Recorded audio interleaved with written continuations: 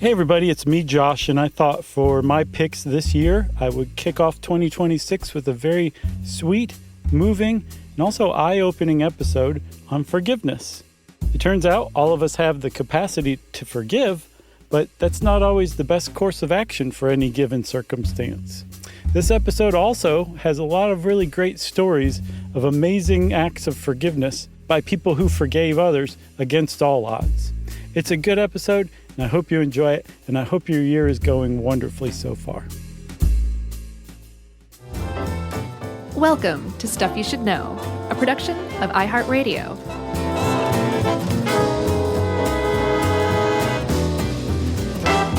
Hey, and welcome to the podcast. I'm Josh, and there's Chuck, and Jerry's here too, and this is Stuff You Should Know.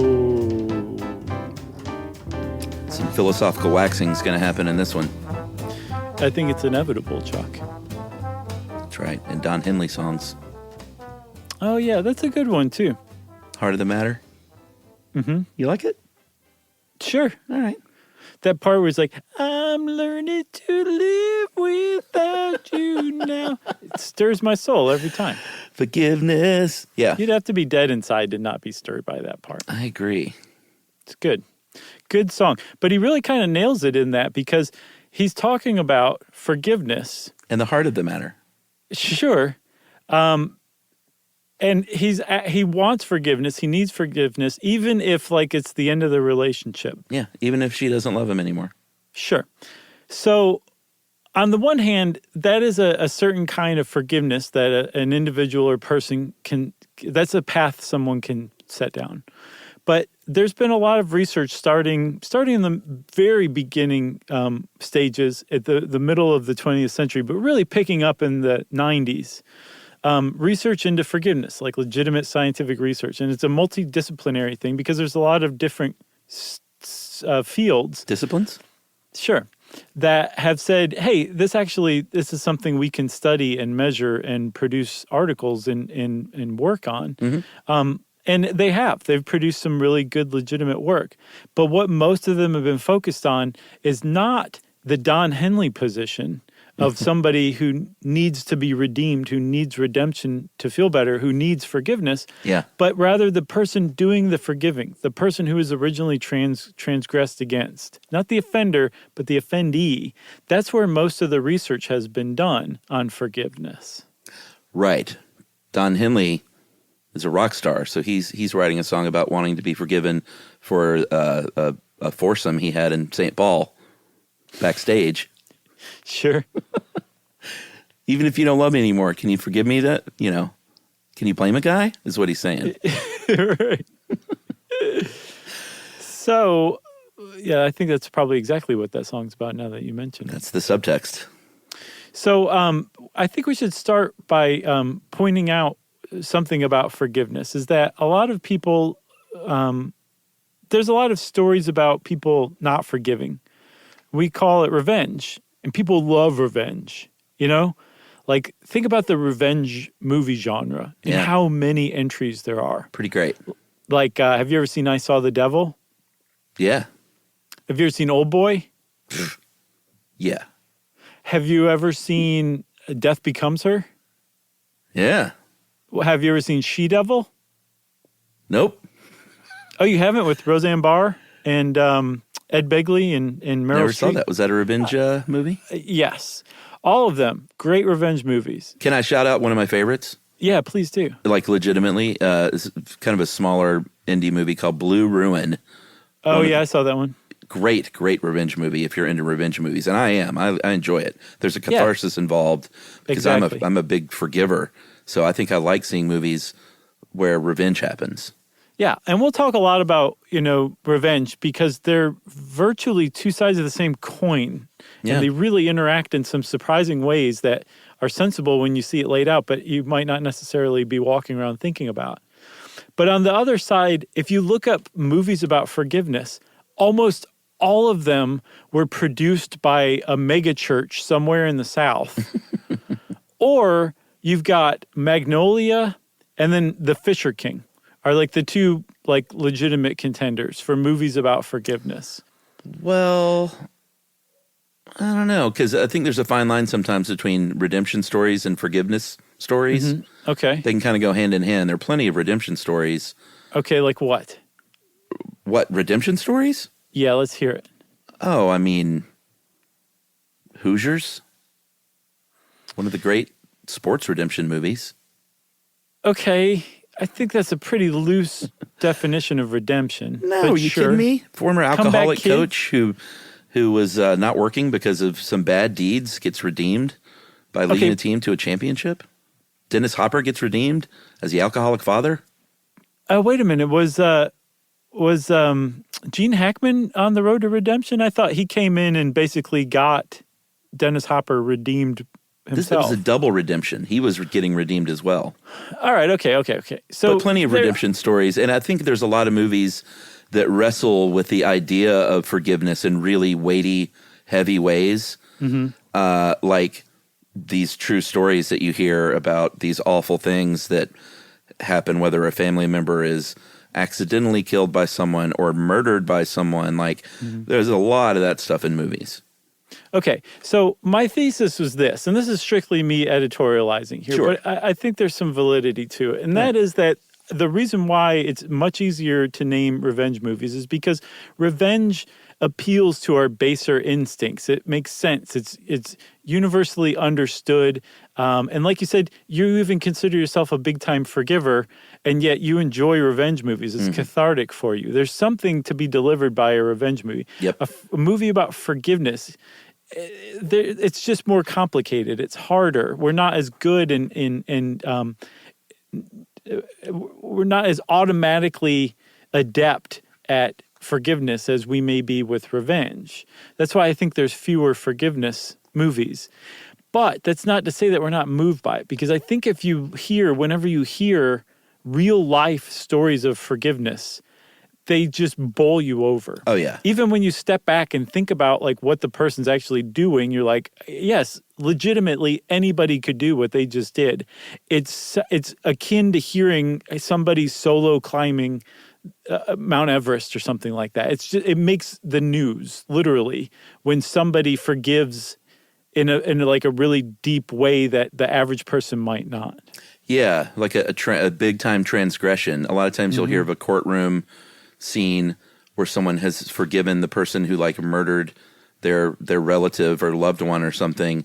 Yeah. And that stuff is powerful. You're right. Every time you see these stories, you dug up this one story from Berkeley, the Greater Good magazine, Science-Based Insights for a Meaningful Life, out of UC Berkeley, of this woman who was a nurse's aide who hit a guy. She had been drinking, hit a guy in her car. He went through the windshield and was stuck there, and she was so impaired, she didn't realize it for a while. Eventually realized it, got out of the car, could not get the guy out, who was still alive, mind you, and so drove home and parked her car in the garage to let this guy slowly die in her garage. Over the course of a couple of days. And like she sobered up, would go out and check on him once in a while, but refused to call for help because she was too concerned about getting in trouble. Sure. So instead she let him die, had a couple friends come help her hide the body, move the body, and then actually got found out later on because 4 months later she was at a party and she joked about it to an acquaintance who went and told the cops, and this woman ended up getting 50 years in prison. That's a horrible story. Like, that's one of the worst things that a human being could possibly do. There were so many opportunities for this woman to save this man's life. And by the way, everyone involved in that court case who had a medical degree said that had she called the cops, the fire department, and taken the guy to the hospital, he almost certainly would have survived those injuries. But given that she didn't for days get him medical aid, he finally did succumb to them, but he probably would have survived, almost certainly would have survived. Like, what she did was about as horrific as what a person could do, and just so irresponsible with human life. And she rightfully got a 50-year prison sentence for that crime. And yet, despite how horrific that was, what made news just as much as that is that a short time later, that man's son, the man who was hit and killed, publicly forgave that woman for killing his father. Yes. At the sentencing said, quote, there's no winners in a case like this. Just as we all lost Greg, you all will be losing your daughter to her family. I still want to extend my forgiveness to Shante Mallard, was her name, and let her know that the Mallard family is in my prayers. And this is the kind of stuff, like you said, that makes the news, where I think it hits everybody because it makes everybody stop for a second and say, could I do that?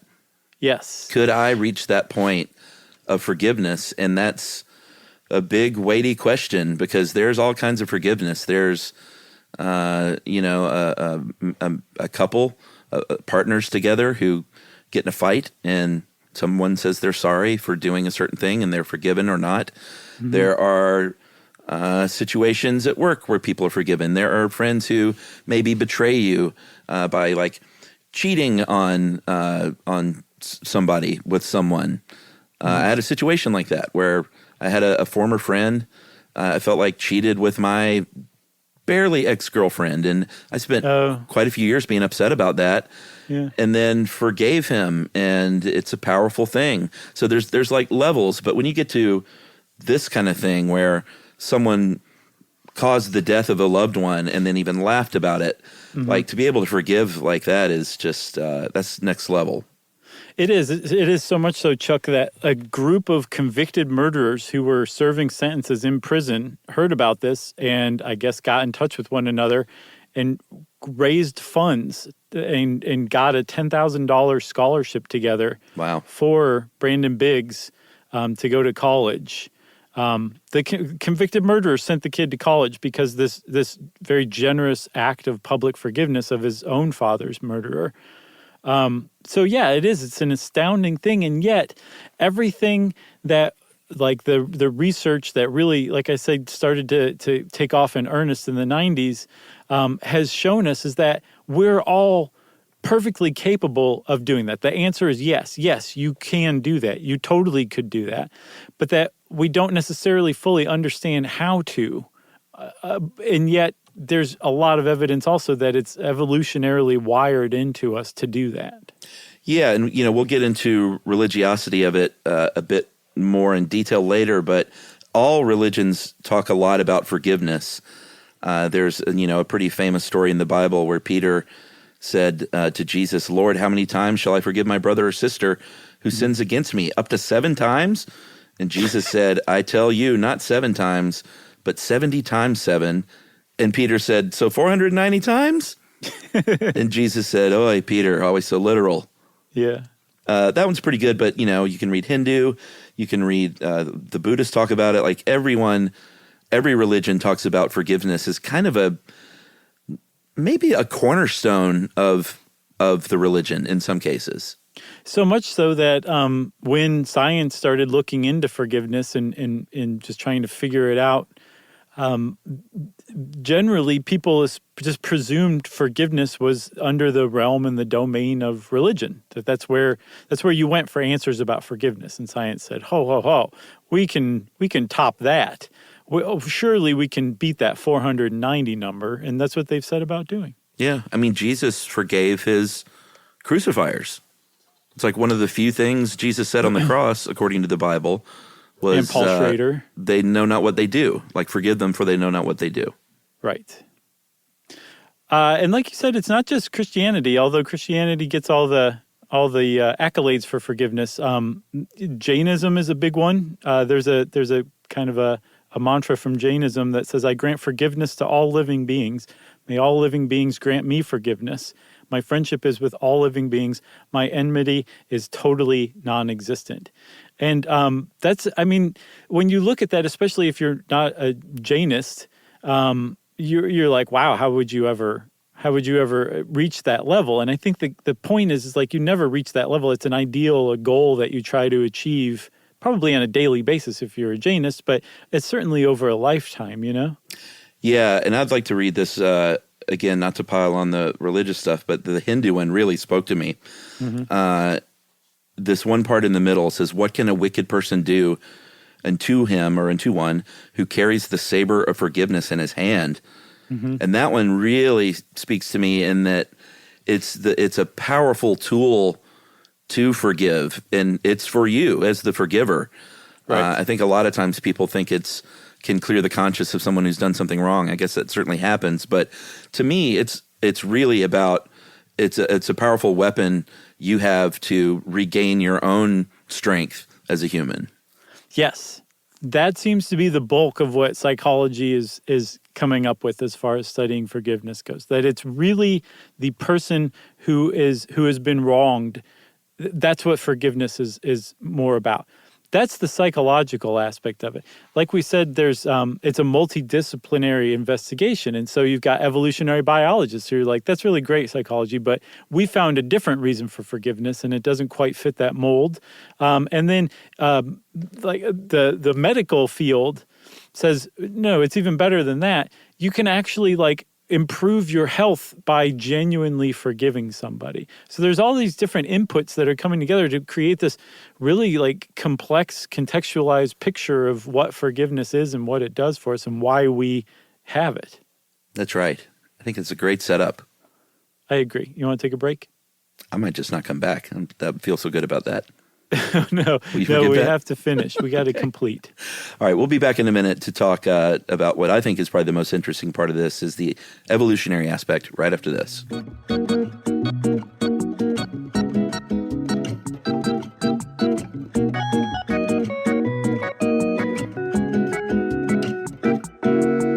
Learning stuff with Joshua and Charles. Stuff you should know.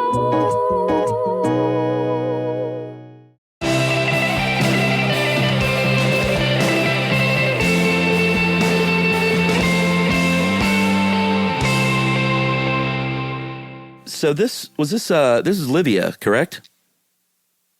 Forgiveness was the Dave Ruse joint. Oh, okay. I thought this was Livia. So yeah, thanks to Dave for this. He did a great job with this research. But the evolutionary aspect of forgiveness is super interesting to me because I think that a lot of people assume that it's what Dave calls a higher virtue. Like, it is Tuk in the gang were so base as kind of primitive thinkers, is that they didn't have the capacity to forgive. They would smite somebody if someone punched Tuk in the face. Tuk punch back, or if someone attacked Tuk attack back, maybe even harder. And there is quite a bit of evidence that they're not mutually exclusive, and that fighting back and forgiving both have a big evolutionary advantage.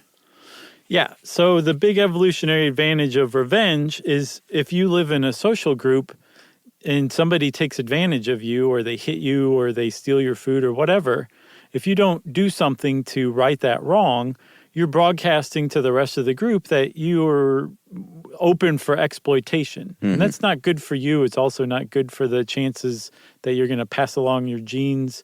And so under the auspices of natural selection, it makes sense for you to hit that person that steals your food or who hits you.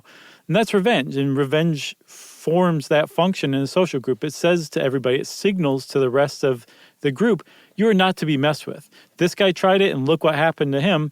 Nobody else should try that. Go pick on somebody else. And there's actually been studies that have showed that not just among apes and primates, but among human cultures, revenge is found pretty much universally. And I saw a study, Chuck, that said that the mere presence of a person, a third party, who's witnessing an argument increases the chances that that argument is going to come to blows because you're signaling to the rest of the group, and in this case, just that third person, you are not to be messed with. That's the purpose of revenge is to broadcast that signal. Yeah, I mean, I would say that any kind of dumb, drunk bar fight, half of it is the fact that someone doesn't want to back down in front of other people. Sure. More than half. Totally. And that if those two guys were just in a alley somewhere, they may just hug it out. Yeah. Probably not, but you never know. It's possible, or they might talk it out at least. Yeah, or just agree that it's dumb and leave. Yes. But you talked about studies in the animal world. There was a primatologist named Franz de Waal who looked at wild chimps, recorded 350 aggressive encounters between these chimps, and then what happened afterward. And in 51% of these encounters, the chimps would literally kind of kiss and make up and touch each other and embrace each other after a fight. We've seen the same thing in bonobos, in great apes. There's sheep, there's dolphins, there's goats. Even hyenas have shown traits of forgiveness. Mm-hmm. So it's not ubiquitous, but it is all over the animal kingdom. Animals fighting and then animals making up with one another. Right. So, I mean, the revenge one's pretty easy to understand, but then you're like, okay, well, why would there be the making up part? But that also ties into the fact that these same animals are also living in tight-knit social groups. And so you have a limited amount of people that you can possibly have a dispute or a feud with. And if you're not working together cooperatively, in that sense, also your chances of survival are decreased. So what makes sense is what's called the valuable relationship hypothesis, which says if somebody hits you, you should hit them back, but then after that, you should make up with them. So you're sending that signal you're not to be messed with, but then you're repairing that relationship, that valuable relationship that you depend on to help your survival in the social group. You're repairing it, and then you guys can move forward. And that is how revenge and forgiveness are basically two sides of the same coin, or at least work in conjunction with one another to keep the group functioning at its best. Right. And that kind of dovetails with the second part of that thing, which is called negative reciprocity, which is if someone hits tuk-tuk and tuk-tuk goes crazy and just starts wailing on the other person who just slapped him in the face. Yeah, that's not good either, because everyone's going to go, whoa, tuk-tuk, I'm not sure I trust him now. He's definitely burned that bridge forever between him and the other guy, and none of this is very good. So what they found is negative reciprocity. If someone smites you, you smite them back the same amount and then forgive them. Like if someone takes off their glove and slaps you across the face, you don't kick them between the legs and then wail on their face. You slap them back with your glove, and then you talk about forgiving one another, and everyone sees that you can work with people. You can stand your ground, but you can also forgive and work with people, which means you're valuable to the group and you're valuable to have around. Yeah, and so kind of tied into what you were saying earlier about, how there's this idea that, revenge is a base instinct and forgiveness is a higher instinct, rather than realizing that they're both pretty basic instincts for among the animal kingdom. There's this idea that in human society, we have created like these social institutions in these contexts so that the individual doesn't have to carry out revenge and then forgiveness, that they can just focus on forgiveness. Yeah. As long as those social institutions are doing what they're supposed to do, as long as there is like a pursuit of justice, right. And you can rely on the idea that the person who transgressed against you by killing your father is going to be caught and punished and sentenced to jail, you don't have to worry about revenge. It's being conducted for you, and then you, the individual in this well-functioning society, can just focus on whether you want to forgive or not. And that's that kind of higher and lower echelon, because in the opposite situation, where there isn't like a good sense of justice, where it does seem like if you want justice, you have to go seek it out yourself, revenge is going to be much more exercised much more frequently than forgiveness will. Yeah, which says a lot about the United States these days, Yeah. I mean, I'm not trying to be cynical even. I mean, that's just sort of what we see around us. I think a lot of people feel like the sense of justice in this country is pretty skewed, and that's why you might see the increases in things like vigilantism or revenge. And I don't know what societies you look to do a study like that. I'm kind of curious on the ones that are very well policed and the justice is sort of fair and equal, but I think that's one of the problems in the States these days, for sure. Yeah. Without getting too far down that rabbit hole. But also even, it's kind of eye-opening to me, because I've never really thought about the courts and the justice system is set up to help individuals move along. Yeah. It should be. You just think of it as punishment. It's a system for punishment, not for redemption necessarily, but it's also to help the victims. I just never saw it that way before. Yeah, it's interesting when you talk about that guy in court, and a lot of times you'll hear the courtroom forgiveness. Sometimes you'll also hear the opposite, and you hear the courtroom like, I will never forgive you for what you did to me. And I think not always, but it seems to be a lot of time tied to whether the transgressor has really acknowledged what they've done and sought forgiveness and said that was the worst thing I've ever done in my life, and I don't think you should ever forgive me. Like, it's an interesting sort of dance that happens there because it's not a one-to-one thing. It's not like every time a bad criminal that does something really asks for forgiveness and says it was a terrible thing, the other person forgives. So sometimes the person could laugh it off like this lady did and not ask for forgiveness, and the other person could forgive, which I think goes back to the notion that forgiveness comes from the forgiver. Right, that it's really about the person who's been wronged. Yeah. That's who it's about. And so, now we've reached the kind of psychology's domain of the concept of forgiveness, which is that it's about you, the individual who suffered a wrong, releasing the pain and the anger and the resentment and all of the negative feelings that you're experiencing so that you can feel better. And that it doesn't matter whether the other person is asking for forgiveness, and that it doesn't even matter if the other person deserves forgiveness or not. That genuine forgiveness, psychologically speaking, according to some psychologists, we'll hear that some disagree, but that genuine, true forgiveness is unconditional. That you forgive the person whether they deserve it or not. Yeah, and this is to where the language to me is a little... I could see people debating this because it is forgiveness in a way, but to me it's almost more of just a letting go. Yeah, I agree with you. Of an anger. So it's not...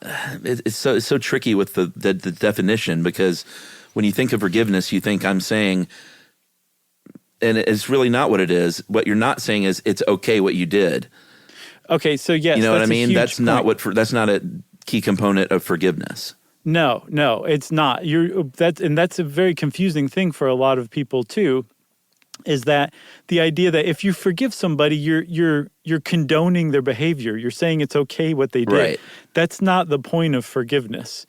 From what psychologists who research this are coming up with, they're saying, no, what you're doing when you forgive somebody is to say, I know what you did. You wronged me. I know what you did last summer. I can live with that. It doesn't make it any better. Yeah. It doesn't make it any better. It doesn't excuse what you did. Right. And it certainly doesn't excuse future repeated instances of what you just did. But it's saying, like, I'm willing to let go of the pain I have associated with this act you did against me, this wrong. And I'm going to move forward with my life. And in doing that, I'm willing to let you move forward as well. Well, or I think sometimes in a case like this, that kind of forgiveness can make the transgressor suffer worse sometimes. Yeah, just out of guilt. Yeah, and they want to be admonished and hated as part of a punishment. But, it's TS, because, again, forgiveness is not for you. It's for the person. Dave even makes a great point. The person being forgiven is secondary or even unnecessary to the process. And that's sort of the key. You don't even have to tell that person necessarily. We'll get to later some kind of like how to forgive. Some people say that you should tell someone out loud, like literally tell someone, but you don't necessarily have to tell that person if it's a situation like this, or even if it's like a close personal friend. Like, I think usually you do when it's someone you know, because that's a part of communicating with one another in a healthy way. But if it's the person who killed your family, you don't have to tell them to forgive them, and you can still forgive them. Yes. So some psychologists define forgiveness, like a full forgiveness, as including you actually seeking out contact with that person. Right. And that if you forgive them but don't tell them, or you still avoid them afterward, where it's like, hey, I forgive you, but good luck with the rest of your life. Yeah. You're not in my life anymore. That to some psychologists, not all, some psychologists say that's not genuine forgiveness. That's akin to like what you were saying, which is letting go of anger and moving on, but not really actually forgiving. I still say it's forgiving. I'm not one of the psychologists. Sure. And it's very much debated for sure. But then that also leads to another point too, that if you forgive somebody, it doesn't necessarily mean you forget. Right. And that's not part and parcel to it. Forgiving doesn't mean forgetting. You can forget. I'm actually really good at that kind of thing where I forgive because unless it was a really huge wrong, it just kind of fades from my memory fairly easily, and I don't dwell on it. So they can go hand in hand. But if you've been deeply wronged by somebody where you're actually going through the process of forgiving, which we'll talk about, and it's a deliberate step that you're taking toward finding peace with yourself and your life again, then you know very well what that wrong was and you're not going to forget it. But eventually the aim is that you will have divorced the emotional attachment from that memory of that wrong to where it becomes akin to like a movie you saw once or a trip you took once. Like it's just a thing that happened in your life rather than this crisis that is sucking up your attention and emotions.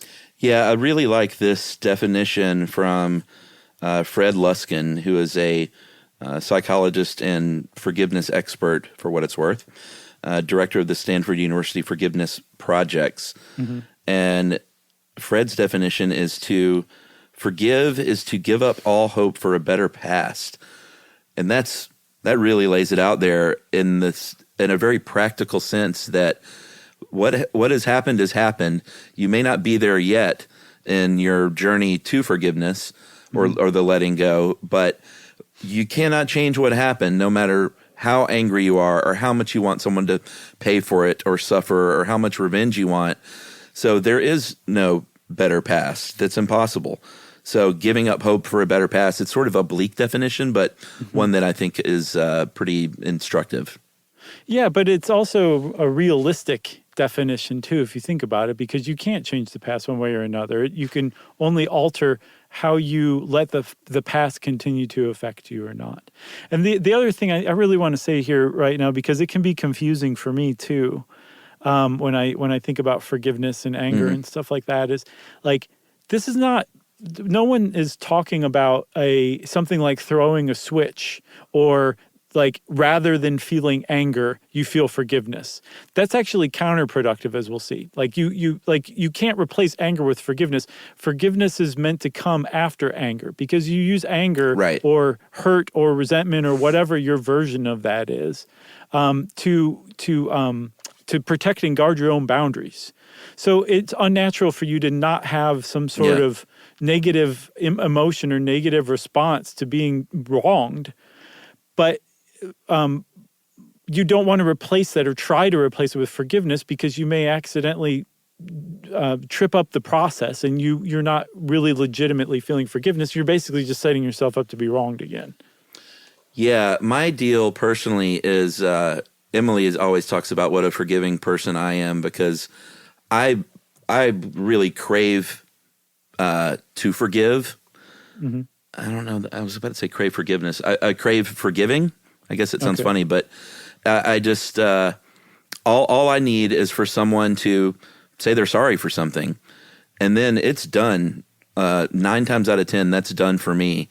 And as far as forgetting, like I'm a pretty good forgetter too. I don't know about like literally forgetting something, but I definitely look back on a lot of relationships, especially with like ex-girlfriends that were terrible, and go, oh, what was so bad in that relationship? We were pretty good, right? It's sure. Like, no, we weren't pretty good at all. Right. I just have rose-colored glasses, and I think you and I are both like as podcasting partners and family and team good about when we had little dust-ups, forgiving one another. If the other person like says they're sorry, like you and I both get over that stuff pretty quickly. Yeah. Which is, it's very key though, you know, like, oh yeah, you can't. Forgiveness is like from the heart. If you're hanging on to something, then you're not done with it yet. No, but and that is so important, Chuck. That's important for the individual to remember that if you are unable to forgive, that means that you're still hanging on to it. That doesn't mean you'll never forgive. And that also doesn't mean you have to hurry up and forgive. It means you're still in the process of That's right. reaching the point where you can forgive. It's a deliberate choice from everything I've seen in the research. You are making a deliberate choice to forgive somebody, but it's not throwing a switch. It's part of a process. And during that process, while you're on the road to forgiving the person, you're still going to be kind of angry at them. Maybe not the whole time, but every once in a while it might hit you before you've fully forgiven them, and then you're going to be mad about it all over again. That's okay. That's normal. That's natural. You can't really rush it. You can, but it's going to be detrimental. What you want to do is just kind of let it play out and have faith that if you're on the path to forgiveness, you'll ultimately will forgive the person and things will be good again. Yeah, and depending on your life and your childhood, like you probably have an inclination or an instinct to forgive or not based on what you saw, what was modeled.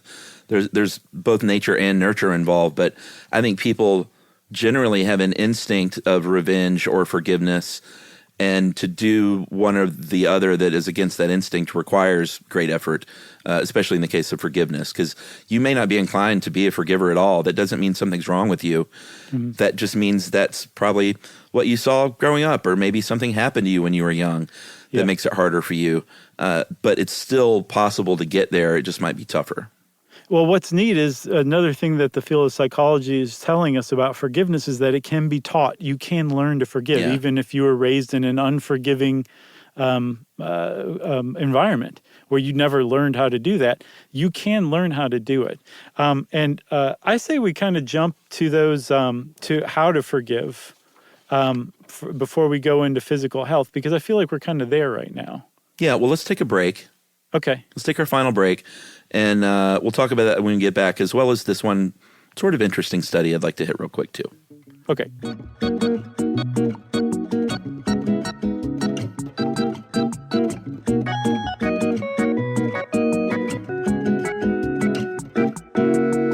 Learning stuff with Joshua and Charles. Stuff you should know.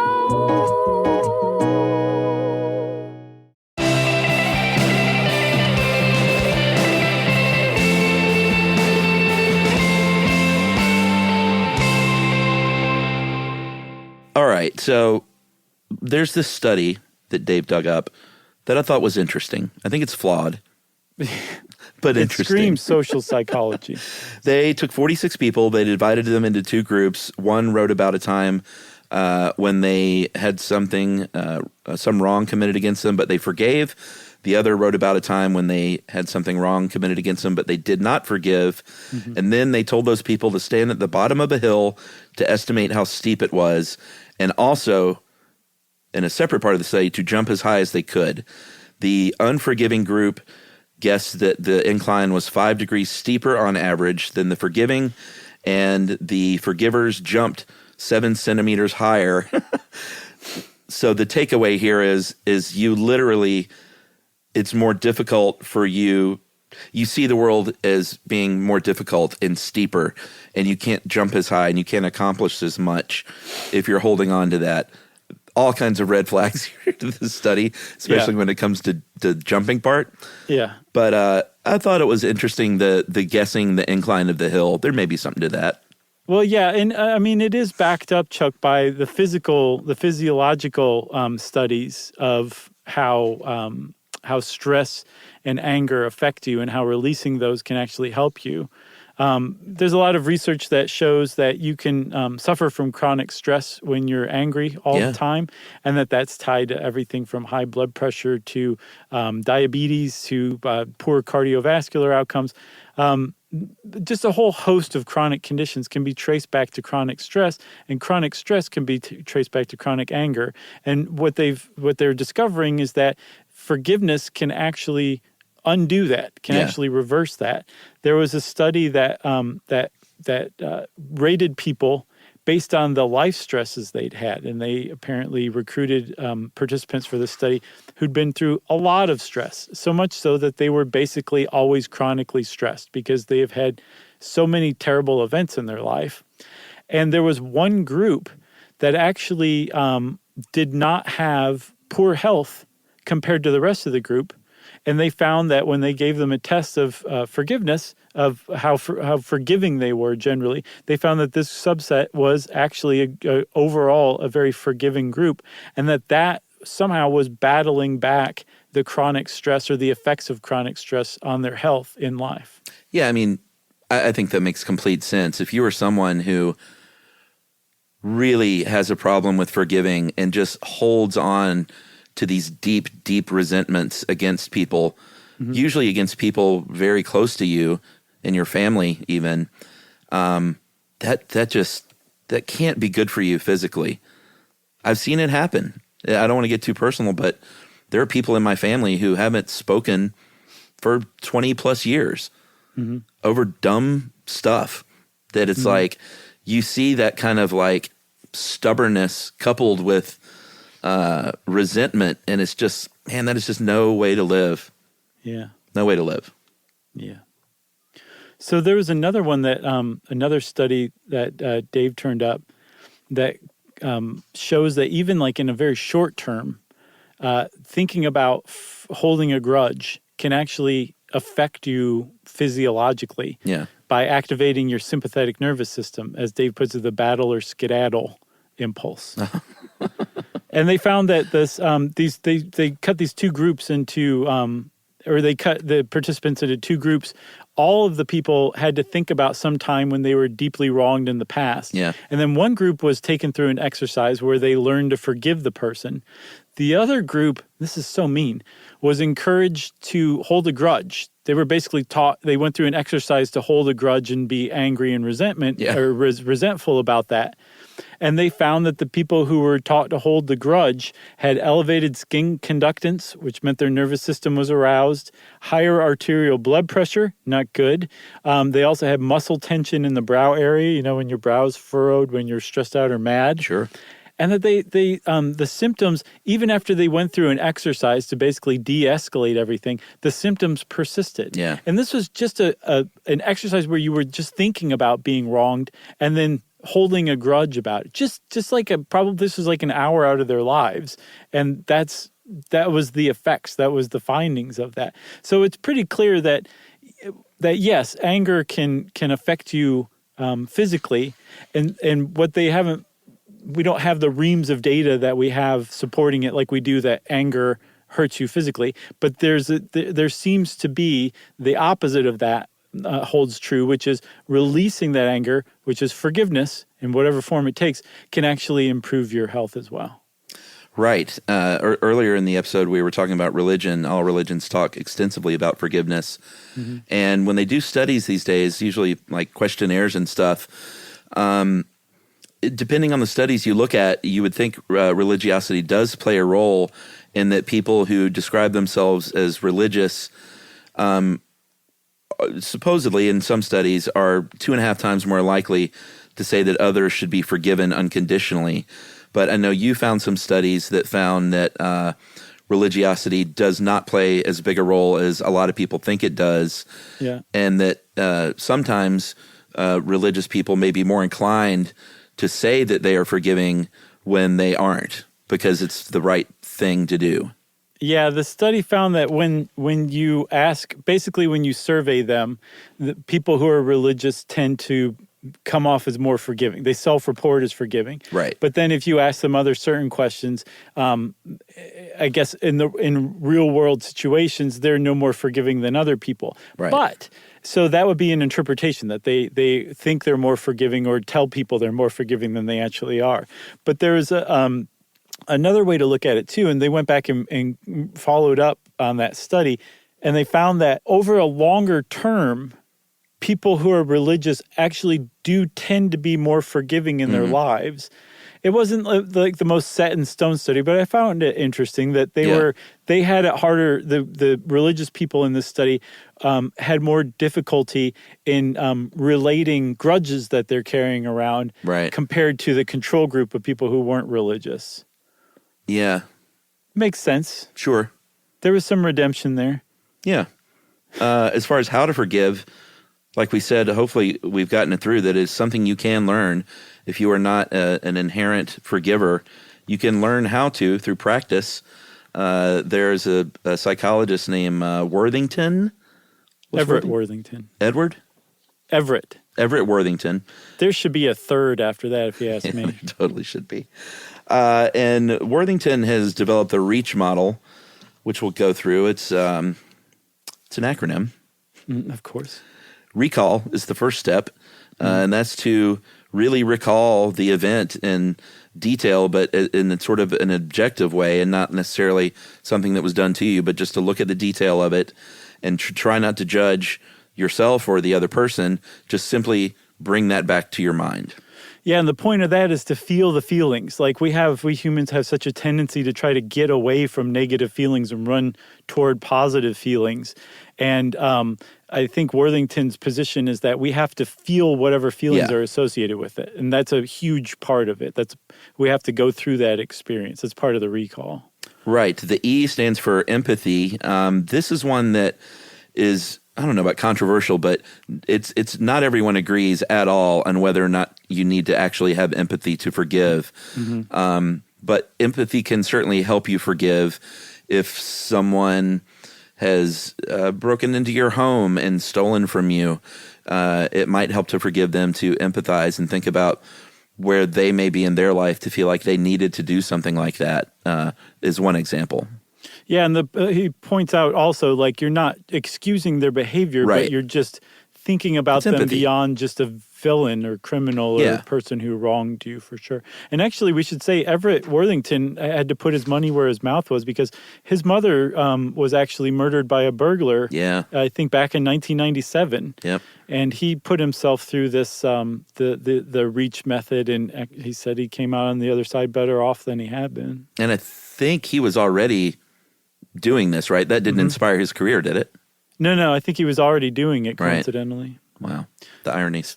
So the A stands for altruistic gift. And the point of this is that you realize that you are actually giving a gift by forgiving somebody. Even, I guess, if you don't tell them, even if you don't necessarily empathize with them. But the way you do this, the way you recognize that your forgiveness is an altruistic gift, is to think about times where you've wronged somebody and that they've been forgiven or forgiving, and even if you didn't necessarily deserve it, and what a gift that was. You're kind of bringing it to mind, which I think is really suspiciously kind of tied in with empathizing, if you ask me. Yeah.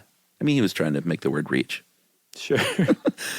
Commit to, this is what I mentioned earlier about telling someone else. Doesn't necessarily have to be the person you're forgiving, although that could help if you want to go that route. But telling someone else, at least in Worthington's mind, makes it gives it a degree of permanence, makes it real. Basically makes it part of your story. Like you're changing the story essentially. Exactly. And then hold. And this is very important too, that we said earlier, you can forgive and it doesn't necessarily mean you're going to forget. So when you do remember that kind of thing, you're still going through the process and you're still angered by it, you're still hurt by it, but you're on the path to forgiveness. You have to hold on to the idea that you're working on forgiving them, that it's not an instantaneous thing. So you have to hold the fact that you're forgiving them, even in the face of, being triggered by or flooded by this again, when you think about the memory of it. Right. Luskin has a 9-step process, which we're not going to really get into, but step 8 is interesting.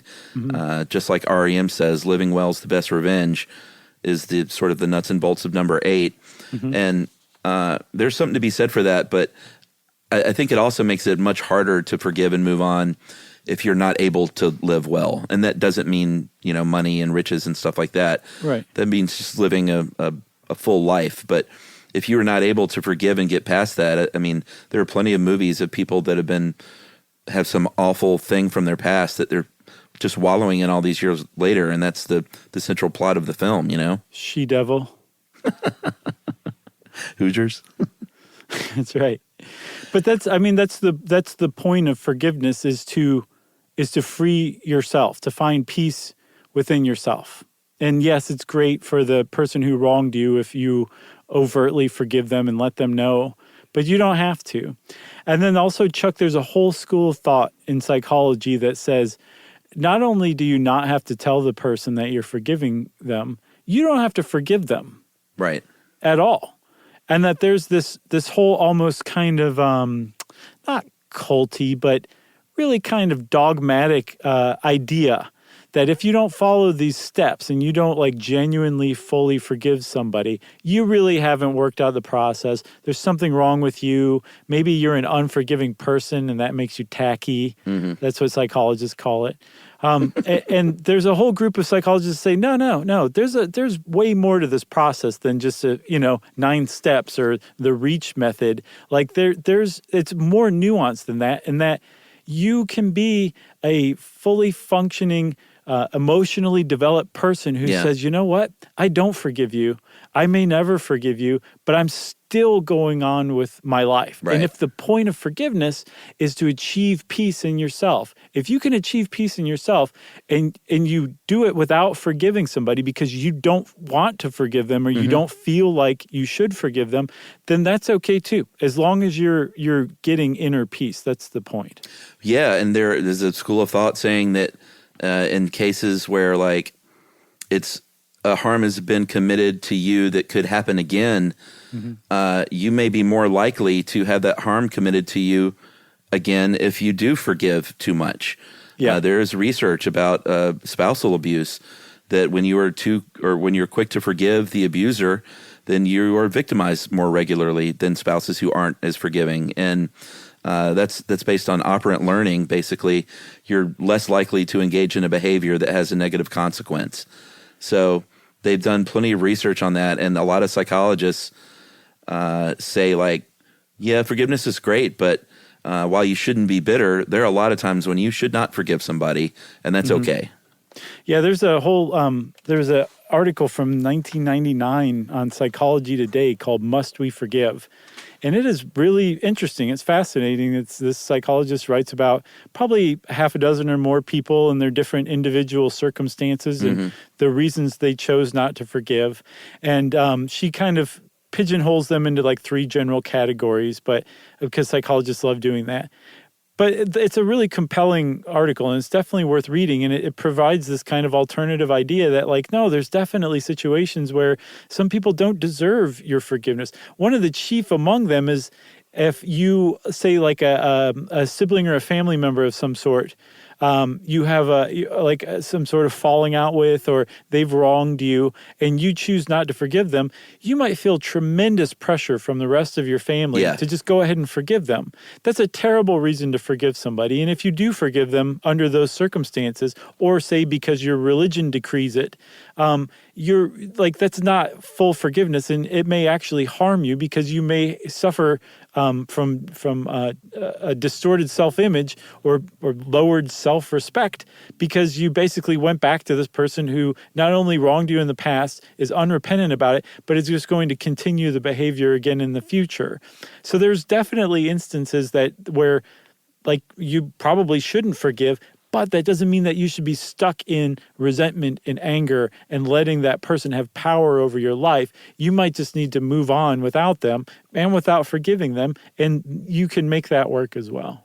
Yeah, I mean, there was that one terrible story that you sent about the woman who, as a child, had this terribly bullying and abusive older brother. And we won't even talk about the awful things this guy did, but the parents were really always pushing, like, oh, he doesn't know how to say he loves you. He doesn't know how to talk to you. So he does these things, and you really need to forgive him. And that's bonkers. You know, that is a situation where you were doing such great harm as a parent to teach your daughter to accept this kind of behavior.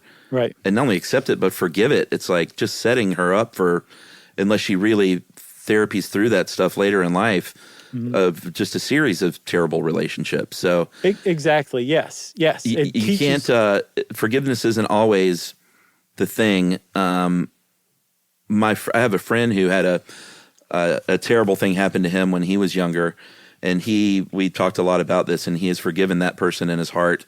And I was like, well, I haven't. And I was like, I'm still angry about it. And he was like, thanks. Like, that helps. Like, I'm angry and have not forgiven on his behalf.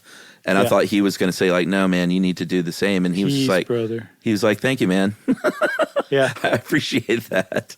Yeah, and I think that's another thing worth pointing out too is we have this concept of people who forgive others being saintly. Yeah. And it's not necessarily that kind of a thing. It's not necessarily that kind of a process. Sometimes it is just straight up self-preservation. Like that's the way that you're going to get to a point where you can feel peace again in your life. And that doesn't mean you're a saint or you're even feeling saintly or you're conducting yourself in a saintly manner. And that doesn't matter. As long as you're feeling inner peace and your life is no longer in turmoil and this person who wronged you doesn't have power over you any longer, that's the point of forgiveness. Yeah, and that was totally the deal in his case, is that was his only way forward to healing himself. Mm-hmm. But since this wasn't something that happened to me, I was able to not forgive and remain upset about it, and he was okay with that. Yeah, and still to this day, you won't buy that guy beers. Oh, man. So there's one other thing that has started to kind of come out of the shadows that's just getting picked up by psychology as far as forgiveness goes, and it's self-forgiveness. And we don't really have room to talk about that here, but it's worth exploring sometime, maybe in a short stuff. Yeah, that's a big deal. Just a lot of times when I'm beating up on myself, Emily says, you need to be nicer to my friend. Oh, I know. You've told that before. I always just think that's like one of the sweetest things I've ever heard. What a kind thing to say. It works. You know who needs to hear that? Don Henley. You got anything else on forgiveness, Charles? I got nothing else. This is a good, weighty, philosophical discussion. I like these. Yeah, agreed. Thanks a lot to Dave Roos for helping us out with this one. And if you want to know more about forgiveness, you should seriously go out and do some reading, especially if you have something to forgive. It's not something you necessarily can understand just instinctively. It helps to see what the experts say. So maybe go explore that and free yourself. Since I said free yourself, that of course means it's time for listener mail. I'm going to call this dental art. Hey guys, been a listener for a while. I've nearly finished with the sandwiching method before I knew it was even cool. We were talking a few shows. You were talking a few shows back before the holidays about putting a kidney stone in Chuck's replacement tooth.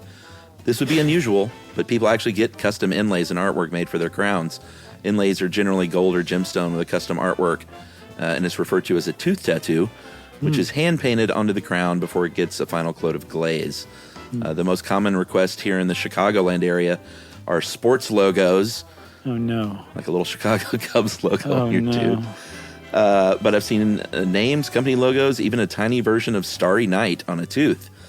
While a lot of modern crown and bridge manufacturing has gone digital, highly leveraging CAM, CAD, and 3D printing for most restorations, tooth tattoos are a unique manifestation of the relatively unknown artistry of a subset of dental technicians. Wow. While I recognize that dentistry as a whole is widely disliked and a pain to endure, I appreciate that you guys probably unknowingly help to destigmatize restorative dental work by openly talking about your dealings with it.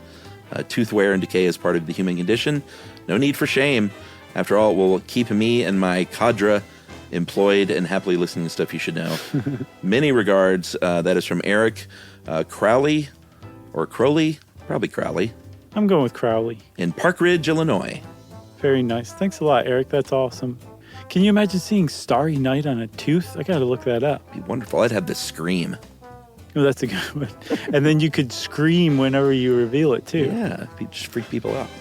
And speaking of sports teams, Chuck, I feel like we should congratulate our Georgia Bulldogs for winning the national championship.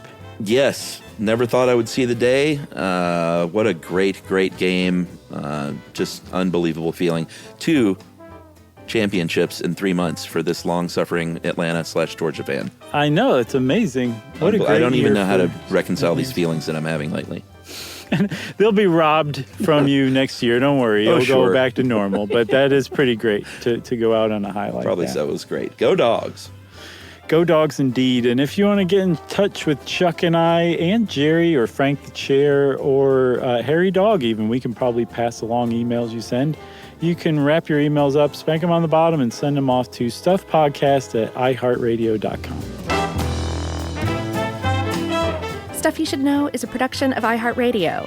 For more podcasts from iHeartRadio, visit the iHeartRadio app, Apple Podcasts, or wherever you listen to your favorite shows.